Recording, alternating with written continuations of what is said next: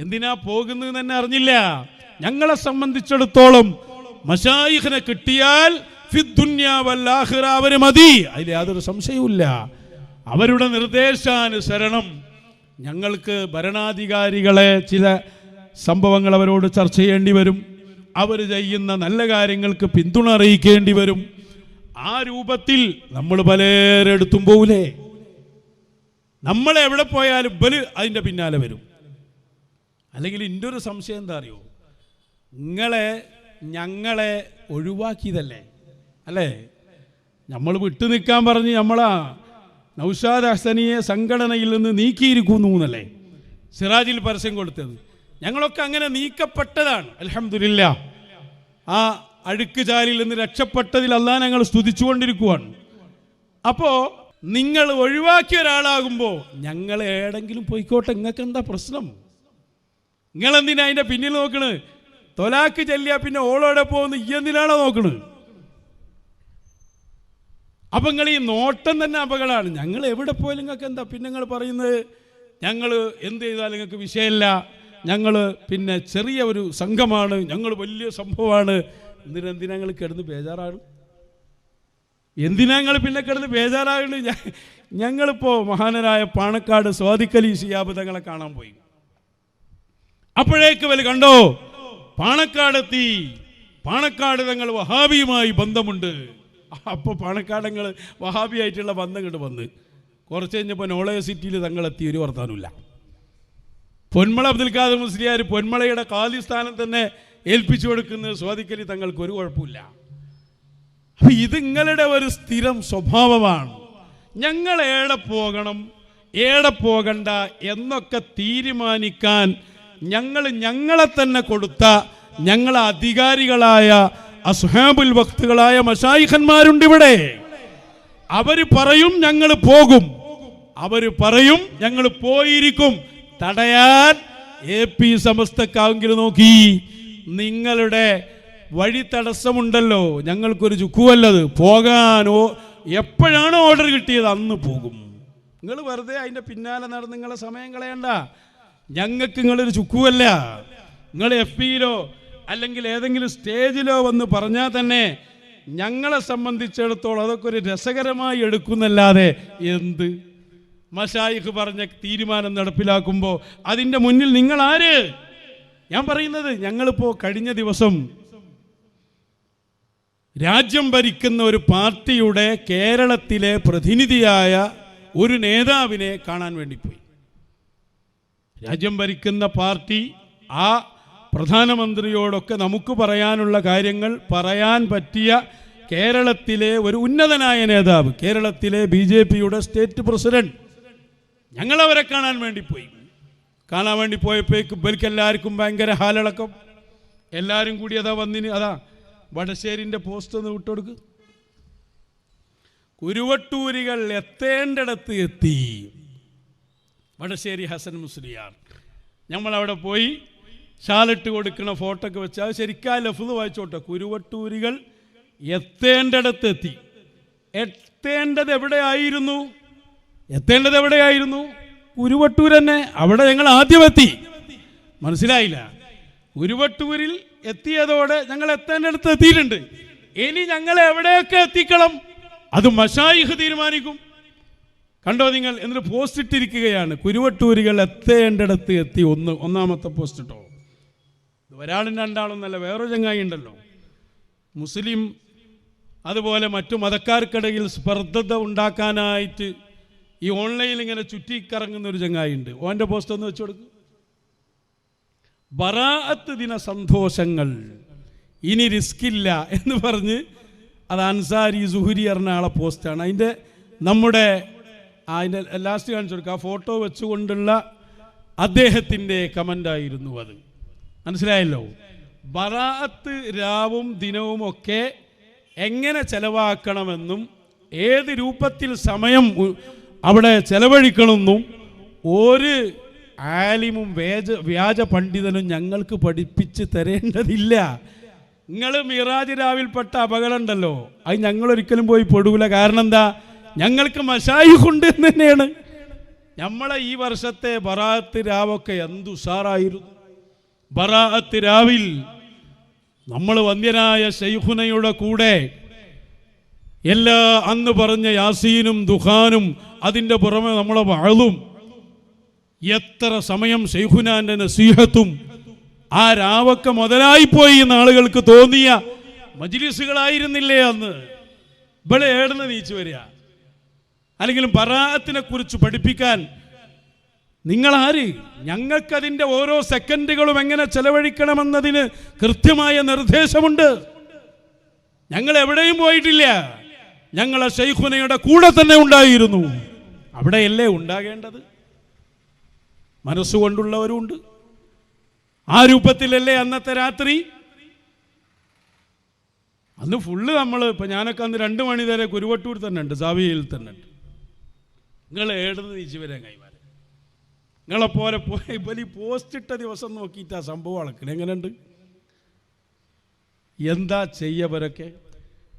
അപ്പം അതവിടെ ഇരിക്കട്ടെ, നിങ്ങൾക്കും പോവാലോ. തിരുവനന്തപുരത്ത് പോകാറുള്ള പണ്ടത്തെ മടിയൊന്നും ഇപ്പല്ല. തിരുവനന്തപുരത്ത് ഇപ്പം നിങ്ങൾക്ക് പോകണമെങ്കിൽ പണി ഞാൻ പറഞ്ഞാൽ കണ്ണൂർ എയർപോർട്ടിൽ പോയി രാവിലെ ഒരു ഫ്ലൈറ്റ് ഉണ്ട്, അതിന് പോവാം. 1 മണിക്കൂർ കൊണ്ട് അവിടെ എത്തും. ചർച്ചയൊക്കെ കഴിഞ്ഞ് നിങ്ങൾക്ക് അടുത്ത ഫ്ലൈറ്റിൽ ഇങ്ങോട്ട് വരും ചെയ്യും. ഒരു പകലേ അതിന് ആവശ്യമുള്ളൂ. നിങ്ങളാ പഴയ പിന്നെ വടശ്ശേരി ബുക്ക് വായിക്കണ അക്കാലല്ലോ ഇത്. അതൊന്നും മാറി തന്നെ സാധുക്കൾ അറിഞ്ഞില്ല. അതൊക്കെ അവിടെ നിൽക്കട്ടെ, ഞാൻ അതിലേക്ക് വരില്ല. പറഞ്ഞു വന്നത് ഇവരുടെ ഒരു അവസ്ഥയാണ്. എന്നിട്ട് ഈ അൻസാരി സുഹരി അറിഞ്ഞ അയാൾ 2 ഫോട്ടോ വെച്ചിട്ട് പറയാണ്, ഈ സമയത്ത് നമുക്ക് പ്രത്യേകം കടപ്പാട് ഈ 2 ആളോടാണ്. അതായത് ഓലെ നേരത്തെ നമ്മക്കെതിരെ പറഞ്ഞത് കൊണ്ടാണ് നമ്മളിൽ നിന്ന് ഒരു രക്ഷപ്പെട്ടത്. അടുത്ത പോസ്റ്റ് വെക്ക്. ഈ അവസരത്തിൽ ഉമ്മത്ത് നന്ദി പറയേണ്ടത് 2 പണ്ഡിതർ. ആ 2 പണ്ഡിതരാണ് അതിൻ്റെ ബാക്കിൻ്റെ അടുത്ത് വെച്ച് കൊടുക്കുക. 2 പണ്ഡിതർ ആരൊക്കെയാണ് നോക്കാം നമുക്ക്. ഈ 2 ആളുകളോടാണ് അത്ര നന്ദി പറയേണ്ടത്. ഇത് ഞങ്ങൾ അന്ന് നിങ്ങളോട് പറഞ്ഞപ്പോൾ നിങ്ങൾക്കത് മനസ്സിലായില്ല.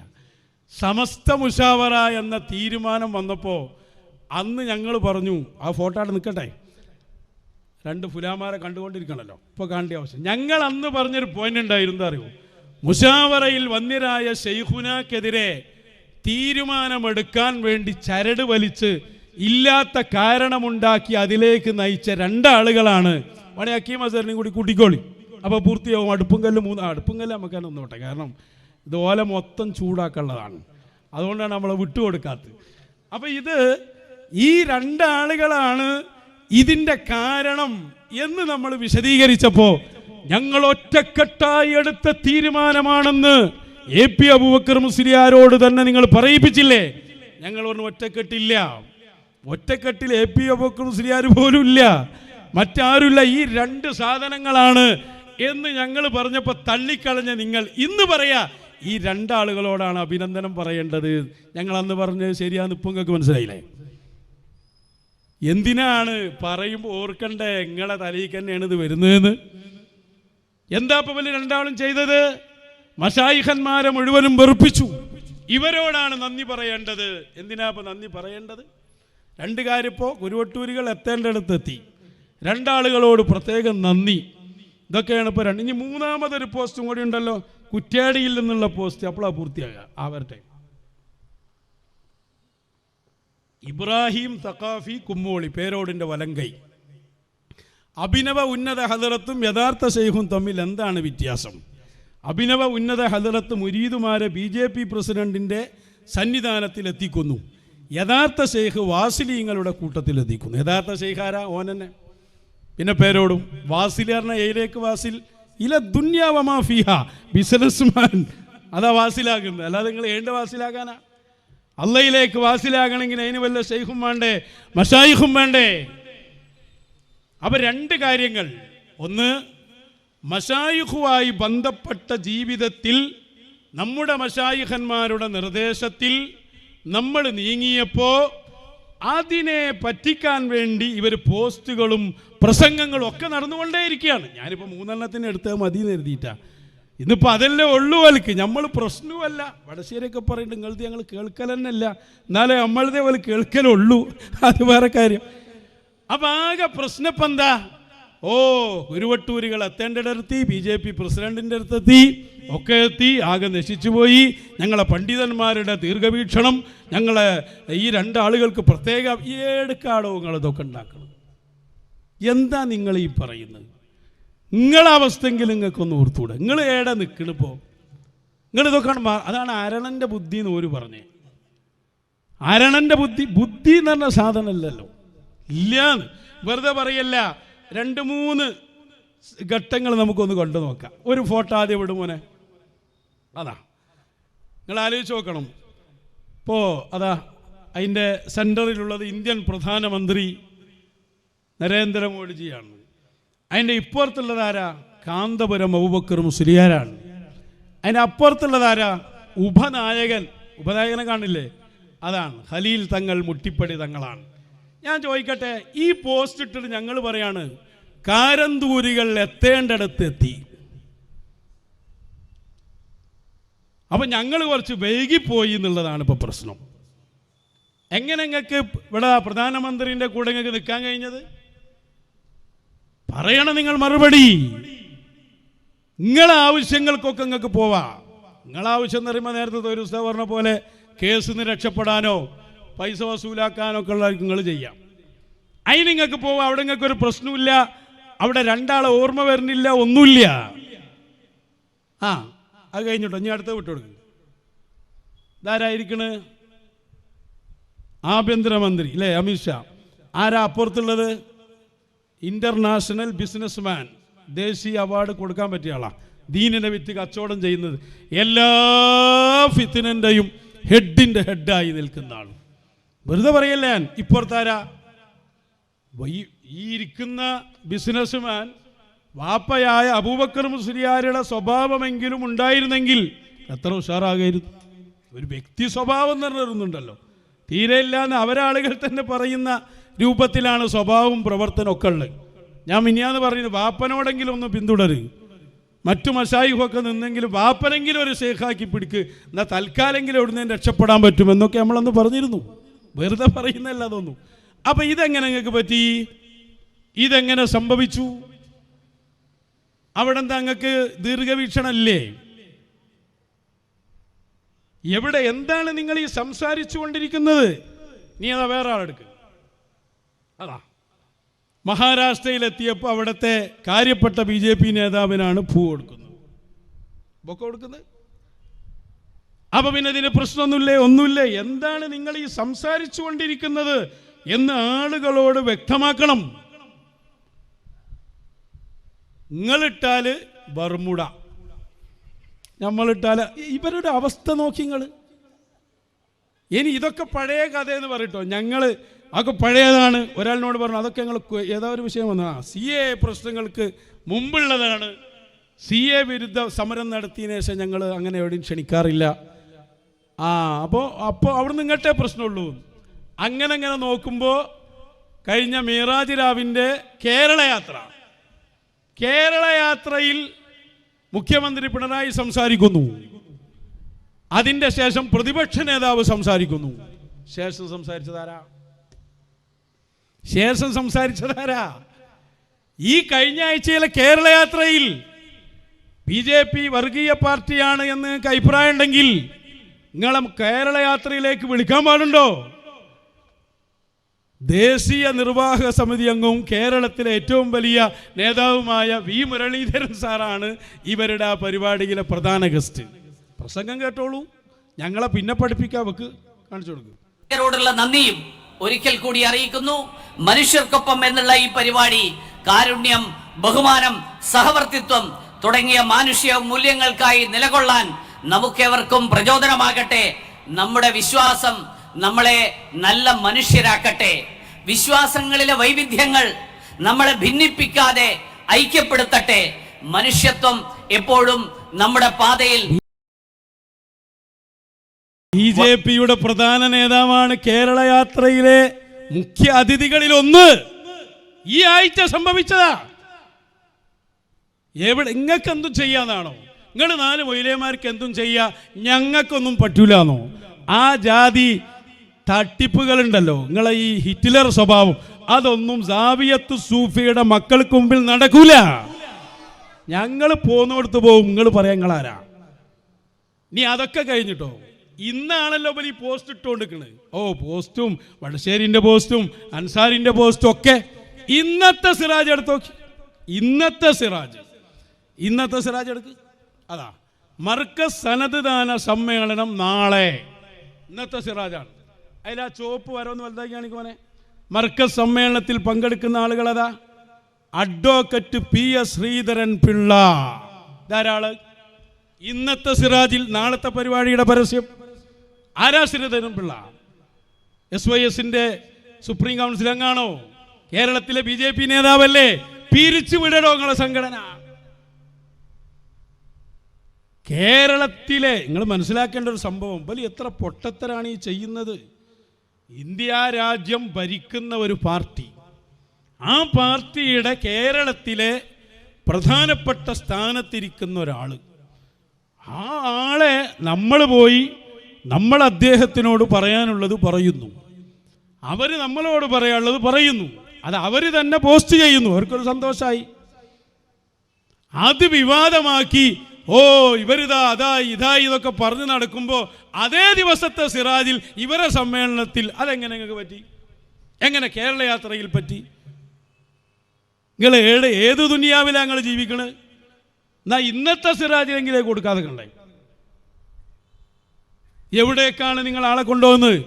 അപ്പം നിങ്ങളെക്കുറിച്ച് പറയാനുള്ളത് എന്താ അറിയോ? മുഹ്മാഫികളാണ്. അന്തം നഹിഹേ, ഒരന്തമില്ല. അല്ലെങ്കിൽ നിങ്ങളിത് പറയോ? ഒരു രാജ്യത്തിൻ്റെ പ്രധാനമന്ത്രിയെ വഴിപ്പെട്ടല്ലേ ഇവിടെ ജീവിക്കുന്നത് തന്നെ. ഇവിടെ ഇപ്പം നമ്മൾ ജീവിക്കുന്ന ഒരു പാസ്പോർട്ട് കിട്ടണമെങ്കിൽ അല്ലെങ്കിൽ കേന്ദ്ര ഗവൺമെൻറ്റുമായി ബന്ധപ്പെട്ടിട്ടല്ലാതെ എന്തോടുണ്ടോ? അതൊക്കെ ഈ പ്രധാനമന്ത്രിക്ക് വഴിപ്പെട്ടുകൊണ്ടല്ലേ ഇവിടെ നമ്മൾ ജീവിക്കുന്നത്. അദ്ദേഹം തരുന്ന സംഭവങ്ങളല്ലേ നമ്മൾ അനുഭവിച്ചുകൊണ്ടിരിക്കുന്നത്. അപ്പോൾ അദ്ദേഹവുമായി ബന്ധപ്പെട്ട് നല്ല കാര്യങ്ങളെ പ്രശംസിക്കുകയും അവരുടെ ഒരു പ്രതിനിധിയെ കാണുമ്പോൾ ചെയ്യുമ്പോഴേക്കും ഒച്ചുണ്ടാക്കുമ്പോൾ ജനങ്ങൾ ഇത് കാണുന്നുള്ളൊരു ബോധവും വേണ്ടേ? അന്തല്ലാന്ന് ഞാൻ വെറുതെ പറഞ്ഞതല്ല. പണ്ട് രാജഗോപാൽ സാറ് മർക്കസിൽ വന്ന് നമ്മളിത് പണ്ടേണ്ട കേട്ടോ. നമ്മളെ സംബന്ധിച്ചിടത്തോളം ഇനിയാന്ന് തുടങ്ങിയതൊന്നുമല്ല. നമ്മൾ ഒരു ആദർശ യാത്ര നടത്തിയിരുന്നു തിരുവനന്തപുരം മുതൽ ഉള്ളാൾ വരെ. അതിൻ്റെ തുടക്കം ഉദ്ഘാടനം ചെയ്തെന്നാരാ? രാജഗോപാൽ സാറല്ലേ അന്ന് ഉദ്ഘാടനം ചെയ്ത്. നമ്മളിവിടെ രാഷ്ട്രീയ പാർട്ടി എന്ന് പറയുമ്പോൾ പ്രത്യേകിച്ച് സൂഫിസത്തെ പ്രൊമോട്ട് ചെയ്യുന്നുണ്ടെങ്കിൽ ഞങ്ങൾ അതിനെ അംഗീകരിക്കും. അതിനെന്തിനാ നിങ്ങളെ സപ്പോർട്ട്? നിങ്ങൾ വിട്ടേക്ക്.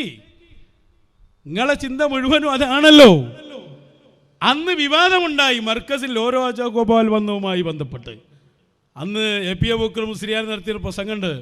അതിൽ അദ്ദേഹം പറയുന്നുണ്ട്, കോലാഹലങ്ങൾ ഉണ്ടാക്കുന്നവരുണ്ട്, BJPയുടെ നേതാവ് എന്നതിൻ്റെ പേരിൽ ഒറ്റൊന്നിനും ബുദ്ധിയില്ലാതെ.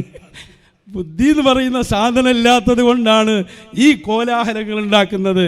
അതുകൊണ്ട് FBയിലും യൂട്യൂബിലും വാട്സപ്പിലും ഒക്കെ എങ്ങനെ അഴിഞ്ഞാടി നടക്കുന്ന AP കുട്ടികളെ, നിങ്ങളുടെ അവസ്ഥ നിങ്ങളെ നേതാവ് തന്നെ പറഞ്ഞു തരും. അതാണ് ഏറ്റവും നല്ലത്. ഞാൻ വിശദീകരിച്ച് എന്നോട് ചൂടാകണ്ട, മൂപ്പരണ്ടെന്നാണ് പറഞ്ഞു കൊടുത്തോട്ടെ. വേമ്പക്ക് രാജഗോപാൽ സർ മർക്കസ് സഖാവത്ത് തന്നെയായി വന്നു. സുബ്ഹാനല്ലാഹ്, എത്ര കോലാഹലമാണ് അതിന് ചില ആളുകൾ ഉണ്ടാക്കിയത്. അന്ന് എല്ലാവർക്കും അറിയാമായിരിക്കാം. ആ കോലാഹലങ്ങളെല്ലാം ഇപ്പോൾ കെട്ടടക്കി പോയി. ഇതിനെത്രയാണ് ഉണ്ടാക്കാന്ന് എനിക്കറിയില്ല. അതൊന്നും ബുദ്ധിയില്ലാത്ത കുറേ ജനങ്ങൾ അങ്ങനെ ഒച്ചപ്പാട് നോക്കി നടത്തും.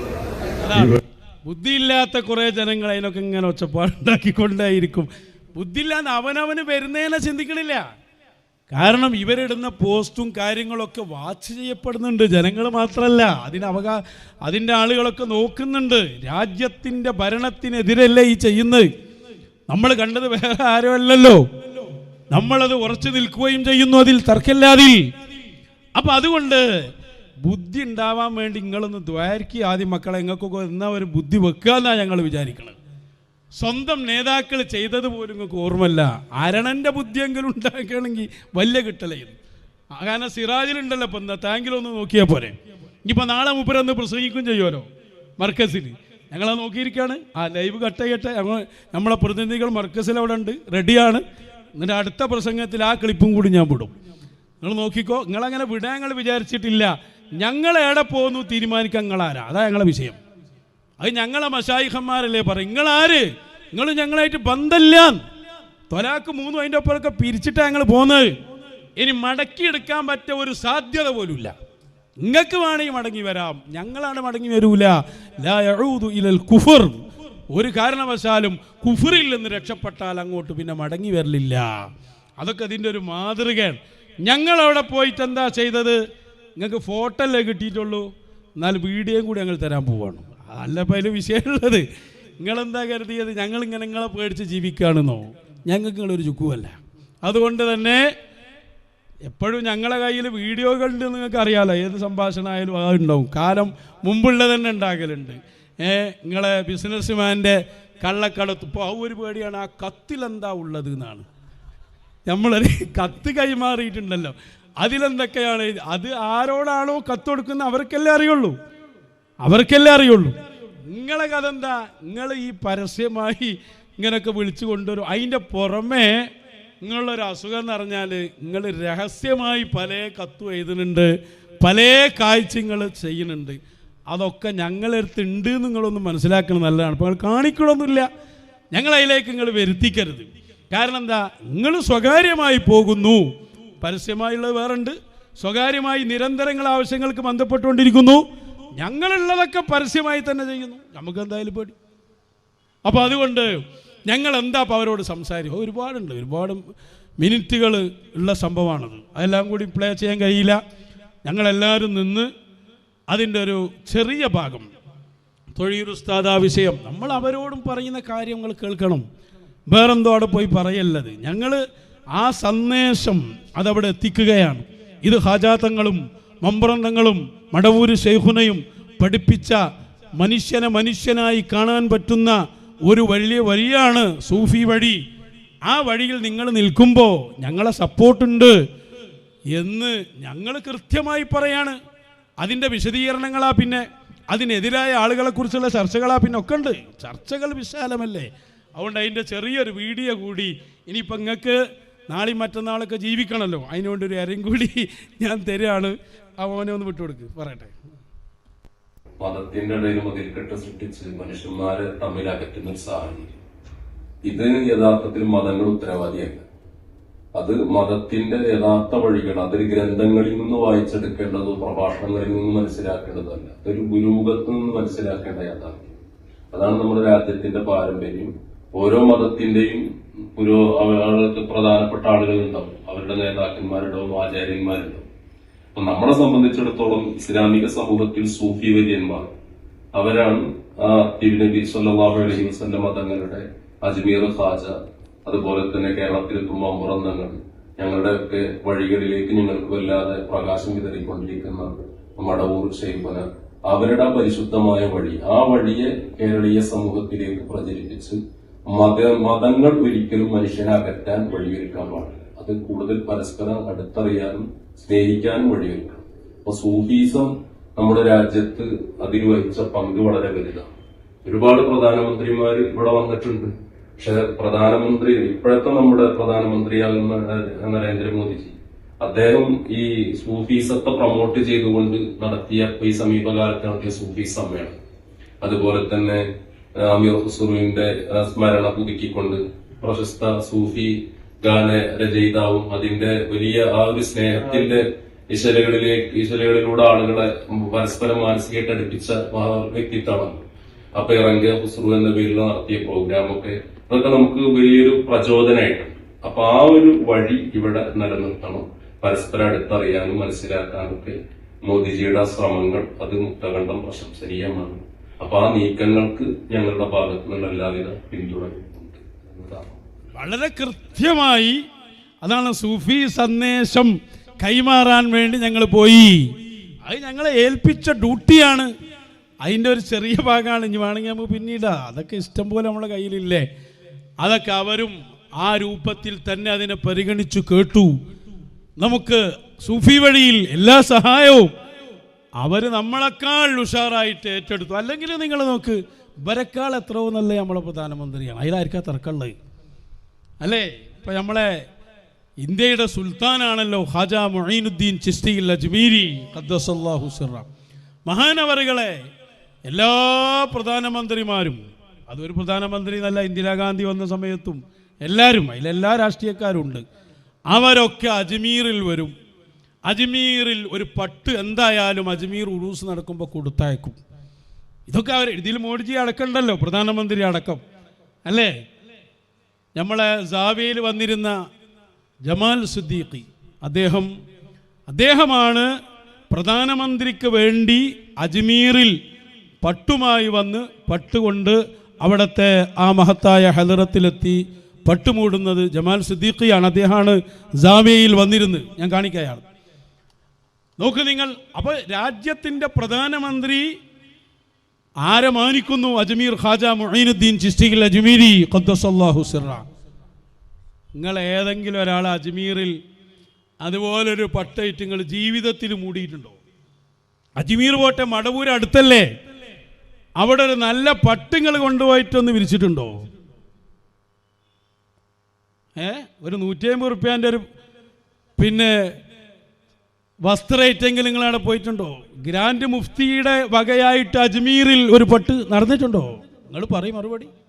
ബിസിനസ്സിന് വേണ്ടി നേർച്ചക്കുറ്റി വെക്കുന്നുണ്ടല്ലോ അവിടെ, അവരെ പേര് പറഞ്ഞ് സംഘടന വളർത്തുണ്ടാക്കുന്നുണ്ടല്ലോ. അപ്പൊ നിങ്ങളെക്കാൾ അവരെ ആദരിക്കാൻ പഠിച്ചവരാണ് രാഷ്ട്രീയക്കാരെന്നാണ് ഞാൻ പറയുന്നത്.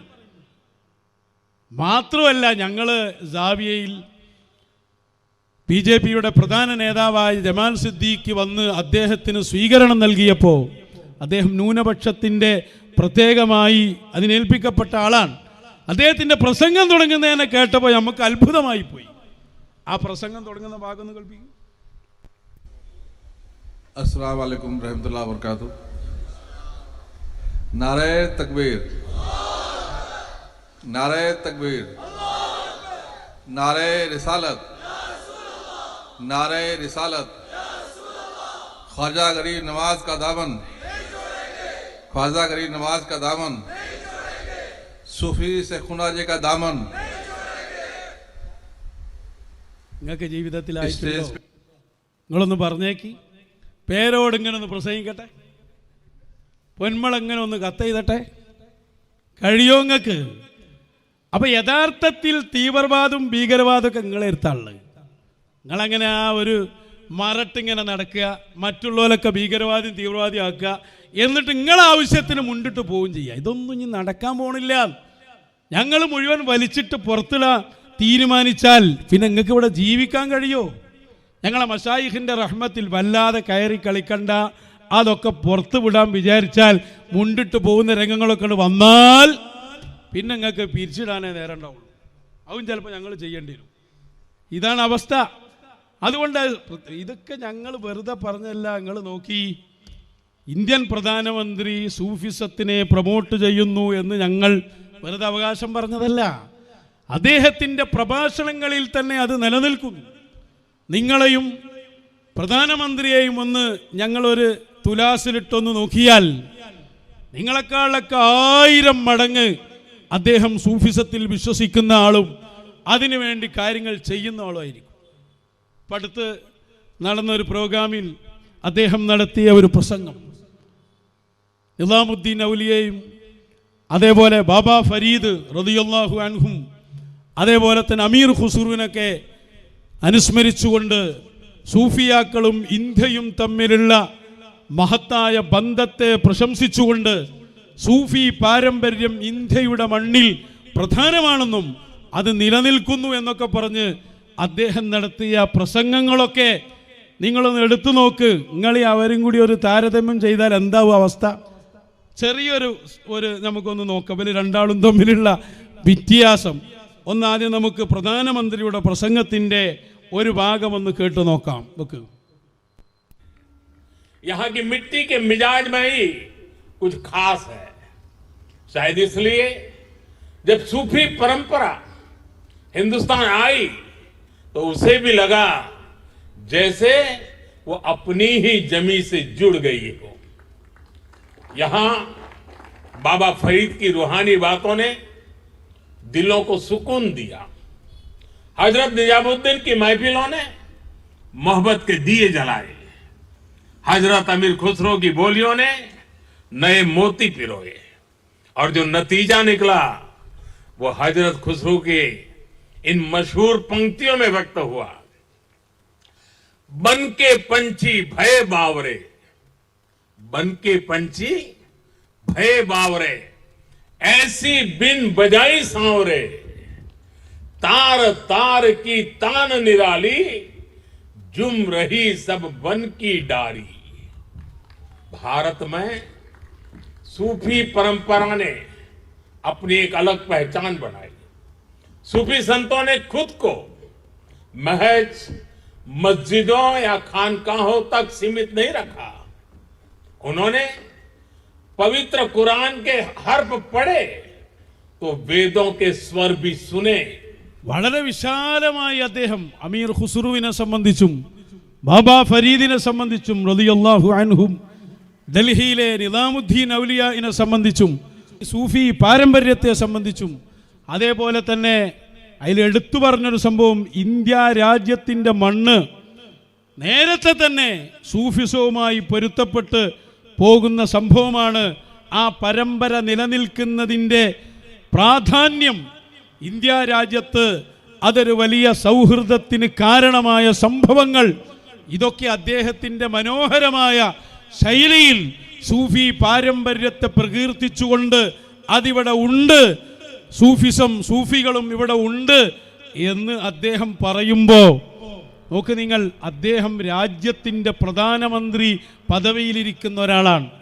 കിട്ടാവുന്നതിൽ വെച്ച് ഏറ്റവും വലിയ സ്ഥാനമാണല്ലോ അദ്ദേഹത്തിന് കിട്ടിയത്. രാജ്യത്തിൻ്റെ പ്രധാനമന്ത്രി പദത്തിലിരിക്കുമ്പോഴും സൂഫിയാക്കളുടെ മധുഹും രാജ്യവും സൂഫിയാക്കളുമായുള്ള ബന്ധവും അദ്ദേഹം ഊന്നി പറയുമ്പോൾ എന്താ ഇപ്പം ബലാവസ്ഥ? എവിടെയാണ് ഈ ബിസിനസ്മാനൊക്കെ ഉള്ളത്? ഒരു സ്ഥാനം ഓർക്ക് കിട്ടിയില്ല. ഏതോ സംഘടനൻ്റെ ഒരു ചോട്ടാ നേതാവായപ്പോഴേക്ക് ഓർക്ക് മശായിഖ് വേണ്ട, ഓർക്ക് ആരും വേണ്ട. ഏകാംഗ മശായിഖിൻ്റെ കാലം തന്നെ കഴിഞ്ഞു എന്നാണ്. രണ്ടും തമ്മിൽ നിങ്ങളൊന്ന് തുലനം ചെയ്തു നോക്കി. അത്രയും വലിയ പദവിയിലിരുന്ന് പ്രധാനമന്ത്രി പറഞ്ഞതും ഒരു പദവിയില്ലാതെ ഏതോ ഒരു സംഘടനൻ്റെ ഒരു മൂലയിൽ ഒരു സീറ്റ് കിട്ടിയപ്പോഴേക്ക് മശായിഖ് വേണ്ട, ഇനി ഞങ്ങളാണ് എന്ന് പറയുന്നതും അതൊന്ന് കേൾപ്പിച്ച് എപ്പോഴാണ് കേൾക്കണ്ടി വെച്ചുകൊടുക്കുക കൂട്ടിച്ചേർത്തു. അതന്നെ. അപ്പോൾ ഇൽമ പഠനമാണ് ഏറ്റവും വലിയ അമല്, ഇൽമ പ്രചരണമാണ്, പിന്നെ സോഷ്യൽ വർക്കാണ്, അങ്ങനെയുള്ള പ്രവർത്തനങ്ങൾ. അപ്പോൾ സമസ്ത കേരള ജമിയത്തുൽ ഉലമ, ആ ഉലമാൻ്റെ കീഴിലായിരിക്കണം കേരളത്തിലെ സുന്നികൾ എന്ന് പറയുന്നത്. അപ്പോൾ അതിന് പുറത്താണ് ഒരാളെങ്കിൽ അവർ ത്വരീഖത്തിൽ നിന്ന് പുറത്താണ്. ത്വരീഖത്ത് എന്ന് പറഞ്ഞാൽ അത് അള്ളാഹുവിലേക്ക് എത്തിച്ചേരാനുള്ള മാർഗം, അതിനൊരു ലീഡർഷിപ്പ് ഉണ്ടാകണം. ആ ലീഡർഷിപ്പ് ഏകാംഗ മശായിഖന്മാരുടെ ഒരു കാലമുണ്ടായിരുന്നു. അത് കഴിഞ്ഞപ്പോൾ പിന്നെ ഖിലാഫത്ത് ഇല്ല, പിന്നെ ഷൂറയാ. അപ്പോൾ ഷൂറയിലൂടെ, ഷൂറ മൊത്തമാണ് നമ്മുടെ ഷെയ്ഖ് എന്ന് പറയുന്നത്, സമസ്തയാണ് ഷെയ്ഖ്.